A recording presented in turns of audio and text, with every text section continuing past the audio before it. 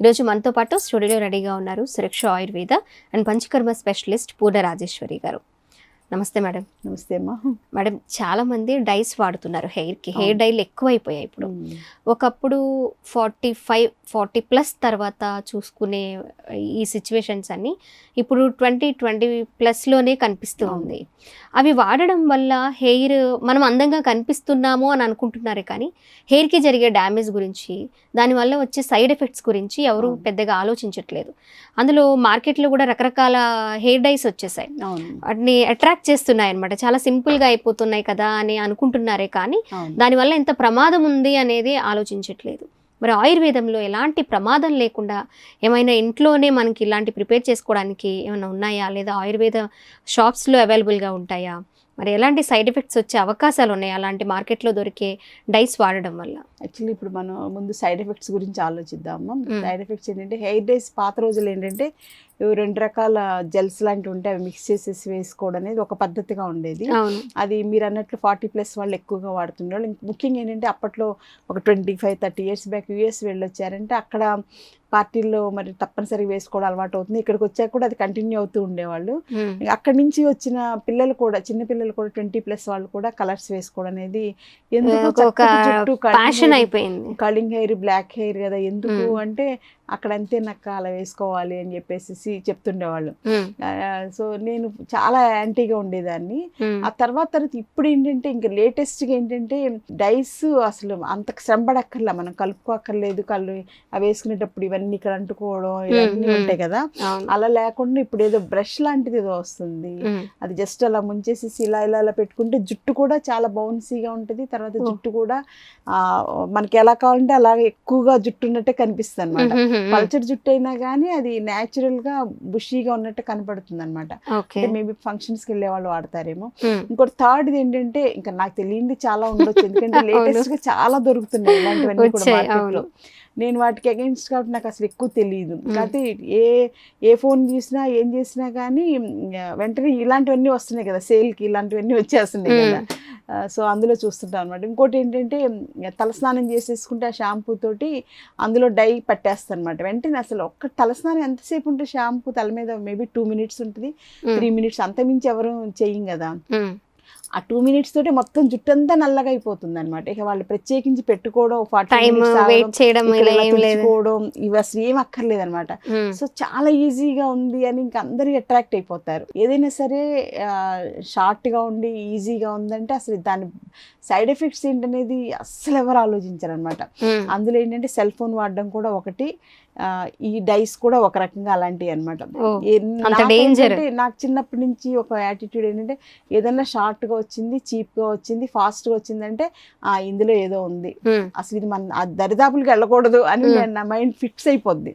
అంత hard working లోను స్లోగా relaxed గా స్లో అండ్ స్టడీగా వచ్చిందే కరెక్ట్ అనేది. చదువుకోవడం అంతే కదా, చిన్నప్పటి నుంచి మార్కులు రావాలంటే ఫ్రమ్ ద ఒక్క క్లాస్ కూడా మిస్ అయ్యేదాన్ని కాదు. సో చిన్నప్పటి నుంచి ప్రతి క్లాస్కి అటెండ్ అవ్వడం, వెంటనే ఆ ఈవినింగ్ చిన్న నోట్స్ రాసేసుకోవడం, దానికి సంబంధించిన బుక్స్ ఏమైనా ఉంటే అవి ప్రిపేర్ చేసుకోవడం, నా నోట్స్ నేను రాసేసుకోవడం. నా నోట్స్కి పెద్ద డిమాండ్ ఉండేది అప్పట్లో.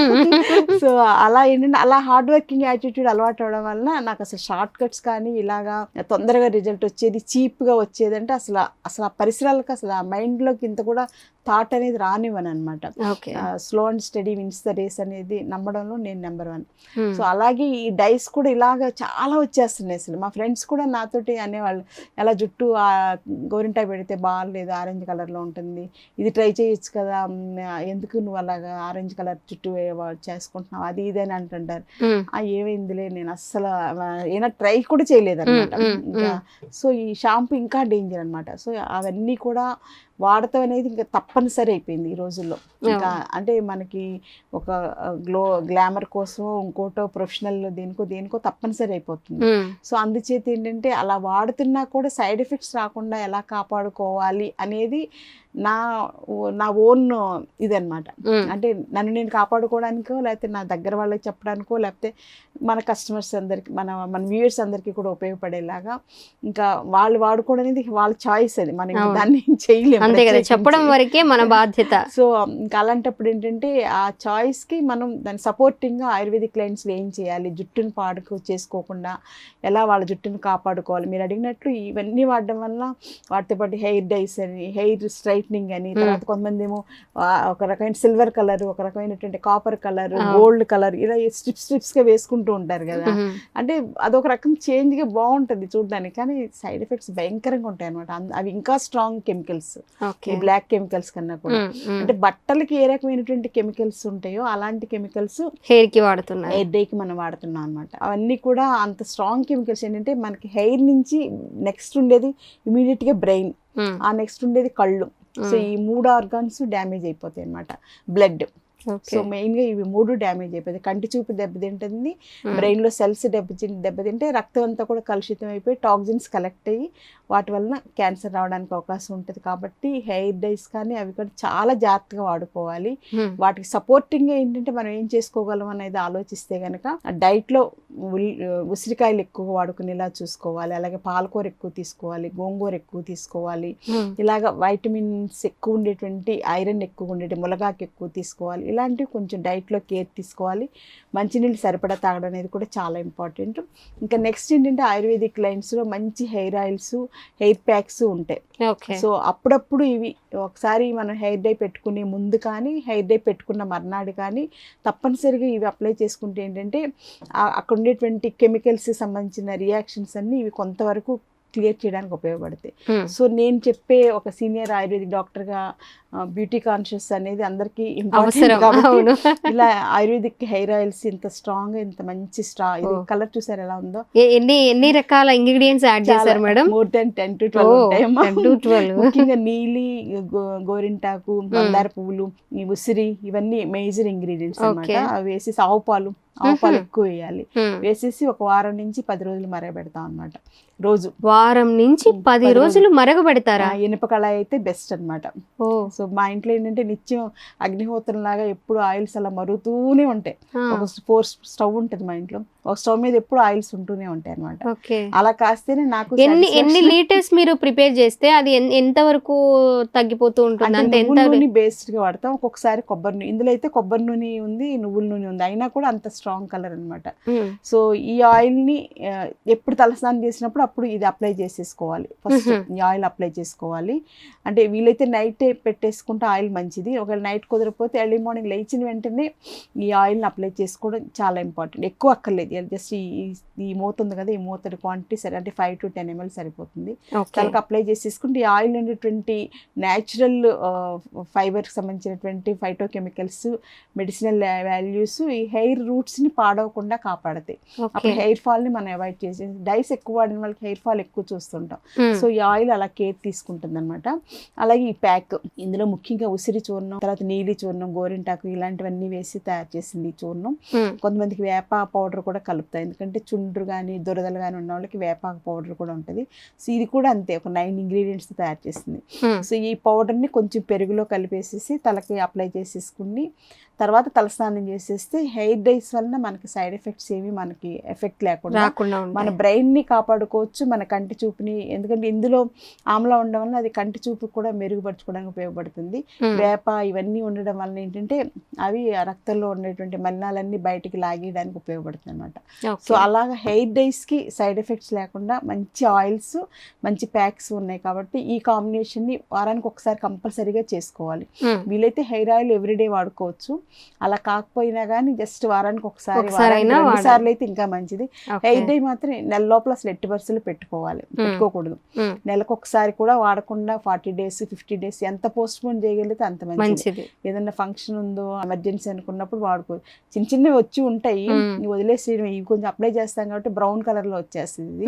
సో ఇది మరీ వైట్ గా లేకుండా కొంతవరకు ఉపయోగపడుతుంది. కాబట్టి ఇలాంటి ఆయిల్స్, ఇలాంటి ప్యాక్స్ తోటి చాలా వరకు ముఖ్యంగా కంటి చూపుని కాపాడుకోవడానికి, బ్లడ్లో ఉండే టాక్సిన్స్ ఎలిమినేషన్కి, బ్రెయిన్ సెల్స్ డ్యామేజ్ అవ్వకుండా కూడా ఇది పనిచేస్తుంది. కాబట్టి ఇది కొత్తది.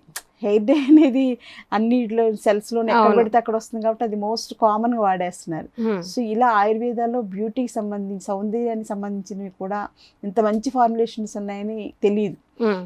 ఆయుర్వేదం అంటే ఏదో అనుకుంటాం కదా, ఎలాంటి కెమికల్స్ లేకుండా మందార పువ్వులు ఇవన్నీ కూడా తెప్పించడం, పౌడర్ చేయించుకోవడం, ఇదంతా చాలా పని అనమాట. ఇంకా ఇందులో కొన్ని స్పెషల్ ఇంగ్రీడియంట్స్ కూడా ఉంటాయి. సో ఇవన్నీ నీళ్ళు అనేది ఎక్కడో దొరుకుతుంది, ఎక్కడ దొరకదు తొందరగా. సో ఇలాంటివన్నీ కూడా మనం తెచ్చి చేసుకుంటే డెఫినెట్గా జుట్టు, కేశ సౌందర్యాన్ని కాపాడుకోవచ్చు. ముఖ్యంగా మనల్ని మనం క్యాన్సర్ వరకు వెళ్లకుండా కాపాడుకోవడం అనేది మన ధర్మం. ఇంకా తప్పనిసరి మనం హెయిర్ డేస్కి అలవాటు పడిపోయాం, కానీ వాటి నుంచి వచ్చేటువంటి దుష్పరిణామాలను మనం కాపాడుకోవాలంటే ఆల్టర్నేటివ్ ఏంటి అనేది ఆలోచిస్తే ఆయుర్వేదం నెంబర్ 1. సో ఆయుర్వేదంలో బ్యూటీకి అసలు చాలా ఉందన్నమాట. ఎంత ఉందంటే మామూలుగా అది హెయిర్ దగ్గర నుంచి, చర్మం దగ్గర నుంచి, కళ్ళు, పిగ్మెంటేషన్, ఒబిసిటీ, పొట్ట మీద వచ్చేటువంటి మచ్చలు, ఎంతో ఉందన్నమాట బ్యూటీలో. అంటే నాకు విపరీతమైన ఇంట్రెస్ట్, ప్యాషన్ ఆయుర్వేదం ఇంకేం చేయగలను అని అలా సెమినార్స్కి వెళ్తూనే ఉంటాను, నాలెడ్జ్ ఇంప్రూవ్ చేసుకున్నాను.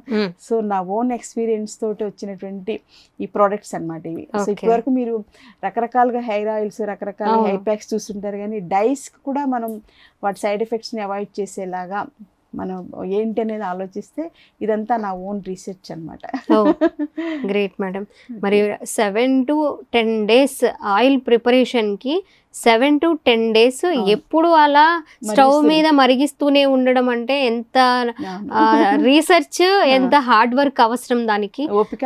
అవును, మనకి పేషెంట్స్ కాదు, చాలా మనకు కావాలి, డాక్టర్లకు కావాలి. ఇవి స్టాఫ్ వదిలేసిస్తే మాడగొట్టేస్తారు. ఒక్క రోజులో ఆ పాత్ర పనికిరాదు, ఈ ఆయిల్ పనికిరాదు, ఏడ్ చేస్తాను నేను. అంటే మన చంటి పిల్లని మనం ఒక్కనే ఎవరన్నా పాడు చేస్తే ఎలా ఉంటుందో అలా మెడిసిన్ పాడైతే నాకు చాలా బాధ అనిపిస్తుంది. అంతే కదా. ఇంకా అందుకని నేనే తయారు చేసుకుంటాను. నా ప్రొడక్ట్స్ అన్ని కూడా నేనే తయారు చేసుకుంటాను.